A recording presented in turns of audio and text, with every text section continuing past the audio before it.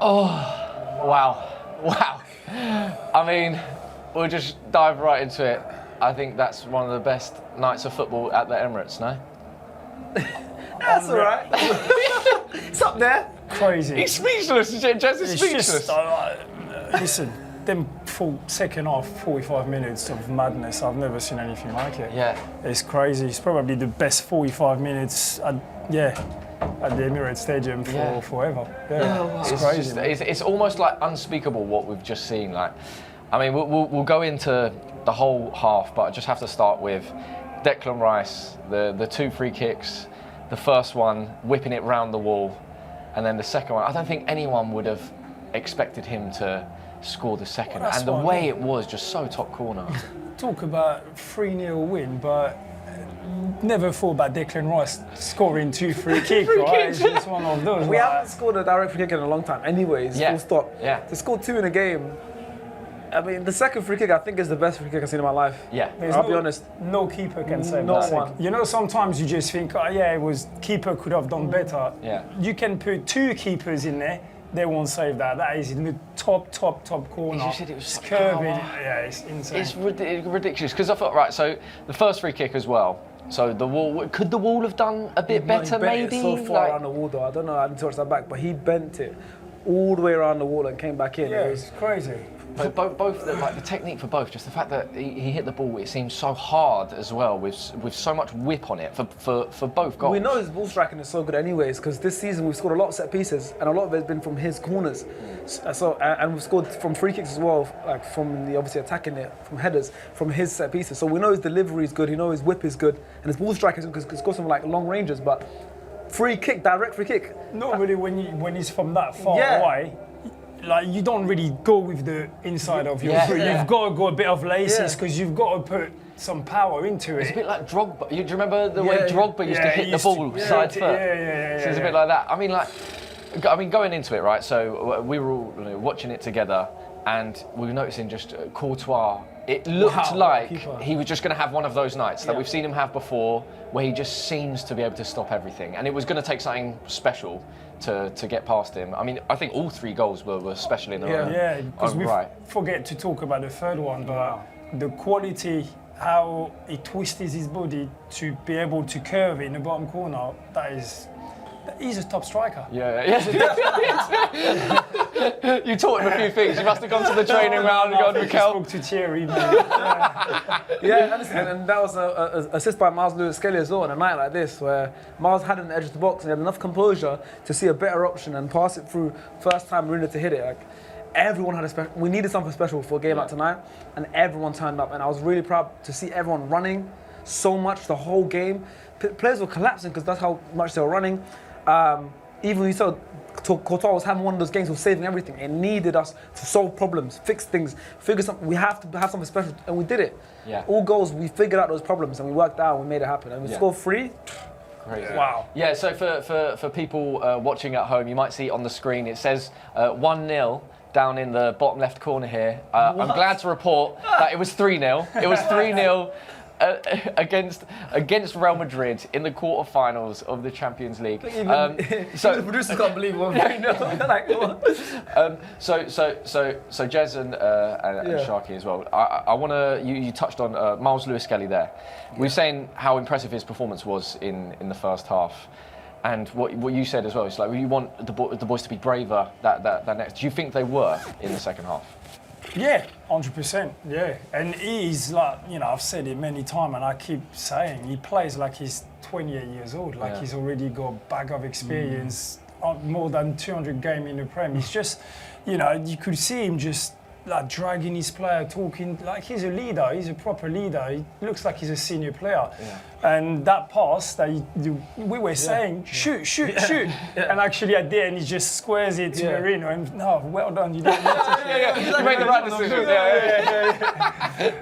But it seems that his decision making as well. He knows when to pass, when to travel with it.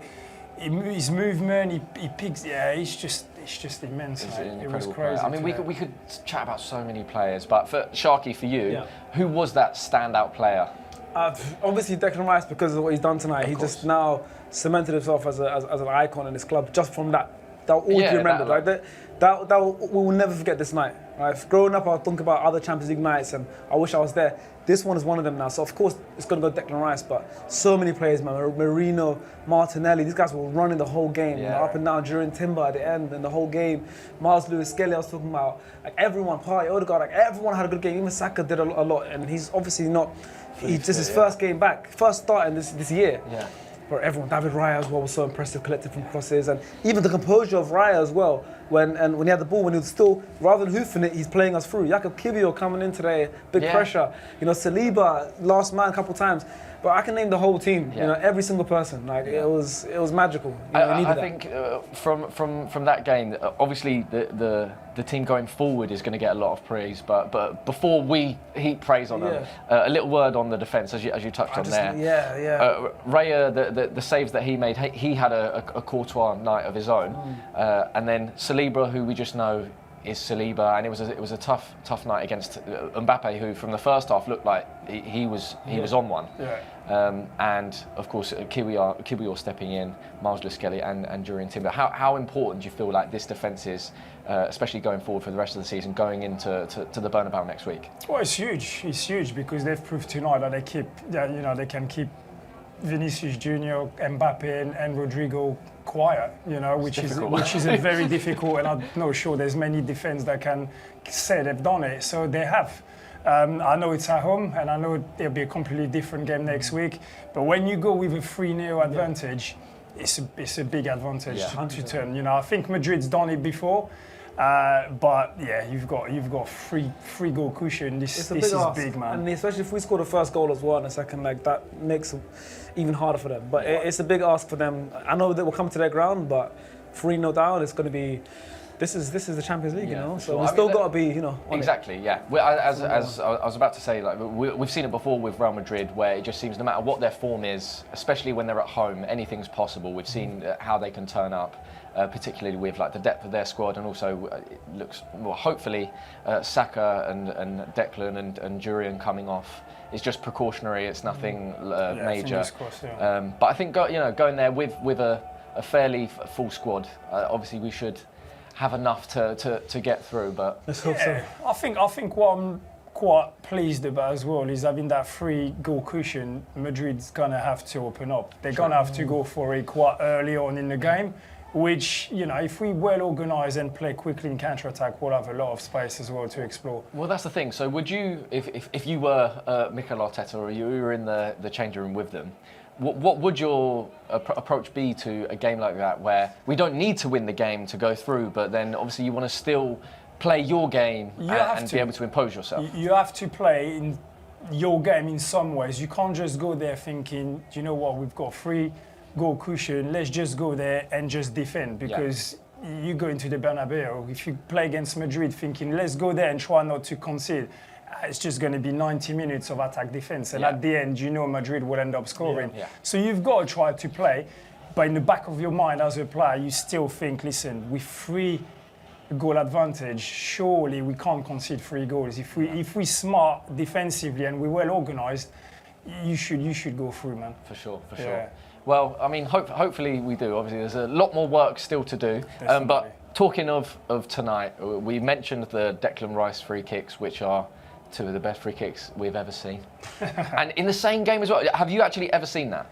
In your professional career, have you ever seen someone scoring? Someone that scored 2 free kicks in a game, no. And then never mind in one half as well. At this stage of the Champions League.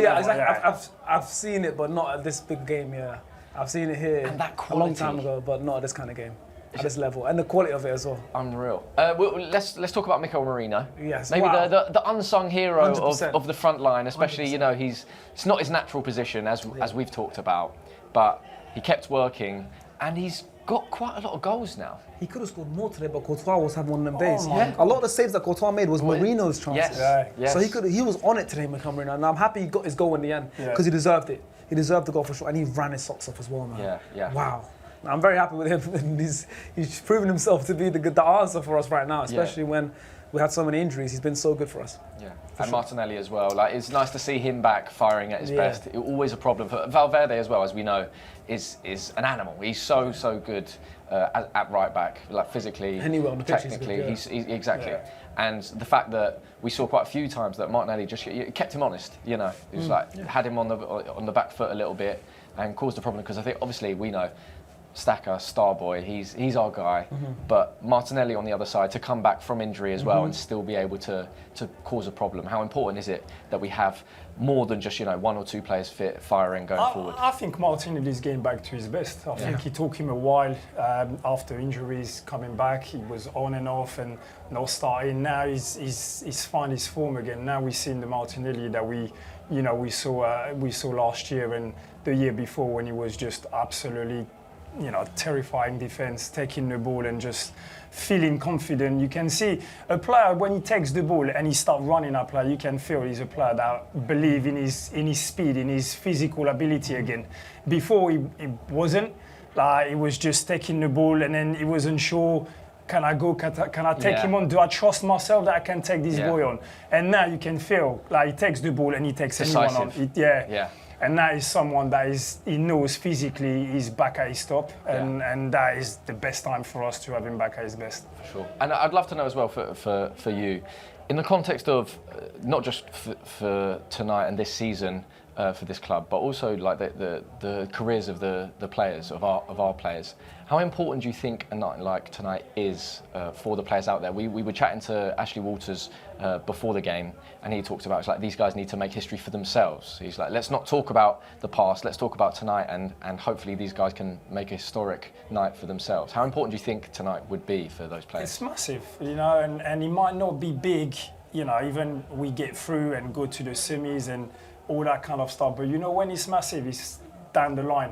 When you've retired and then you don't play anymore, and 10 years down the line, you've got people come in and say, oh my God, that game that game that you played, you were insane. And there's only few in your career that you can remember clearly, even us as fans, right? You as a kid, you will have certain games and certain players, one moment that you think, I've got a few in here. Like, because of this, I've watched hundreds and hundreds, maybe thousands of games, but there's a few specific that stand out. 5 maybe. This is one of them now. Yeah, for sure. One that stands out in my mind, this will live forever in my memory, I think, for a lot of Arsenal fans, especially the younger fans who maybe don't have those historic nights from when we were younger, and Thierry Henry and Dennis Bergkamp and Jeremy Allier were playing, But they're now starting to get these sorts of nights. I have one night, I remember, it was the Liverpool game in the League Cup. That will honestly, I'll always remember that game. I'll always remember that game. I remember. That's what I mean. A lot of people tell me this is that game. Same. It's just and that's what I mean. There's some nights, some games, special games that people remember forever. Hopefully tonight will be one. Right? But you must be very proud of that night as well, because I remember that ball coming over, the control.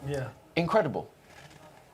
Yeah, it's just one of those nights, mate. You just everything just click. You don't know why. You don't feel particularly better than another day, but it feels like everything goes for you. The team, like the players around, like everybody's just on top form, and it's just But okay, so for you, and you were very young at that stage as well. So I know a lot of the squad is very young. That would have been one of their probably the biggest night of their careers. Sure. For you, when you played that game against Liverpool, for example, and you put in that incredible performance, how much can you, as a kid at that stage, enjoy that night versus you have to look forward because the next game's come in, the next round of the competition? Like, how much can you enjoy it? It's the toughest thing in football. It's when you get a special night like this, is how do you enjoy it, but without enjoying it too much, if you know what I mean. It's true. Because enjoy it just the right amount. We haven't, there's still things to do, there's still jobs to do. That's what I mean. That's what I don't, I'm watching the game tonight and I'm buzzing, but I know getting through the quarters is brilliant. Being Madrid 3-0 is brilliant. I want to win the Champions League. 100%. I want to go to the final and win. That's when you can, just explode. Celebrate with freedom.